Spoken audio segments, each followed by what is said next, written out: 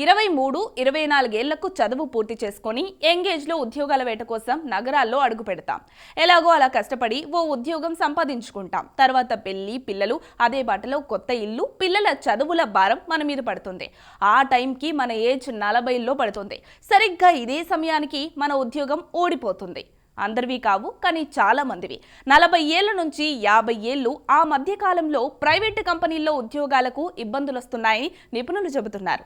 అందుకు కారణంగా అన్నేళ్ల ఎక్స్పీరియన్స్ వల్ల మన జీతం ఎక్కువగా ఉంటుంది. దాని కారణంగా భావించి కంపెనీలు మనల్ని తీసివేసి తక్కువ జీతానికి యంగ్ ఎంప్లాయీస్ని తెచ్చుకుంటున్నారు. అలా జరిగితే ఆ ఉద్యోగం పోగొట్టుకున్న వ్యక్తి జీవితం ఏం కావాలి? సరిగ్గా 40-50 మధ్య కాలమే మనకు సరైన ఉపాధి అవసరమవుతుంది. ఎందుకంటే అప్పుడే మనకు బాధ్యతలుంటాయి.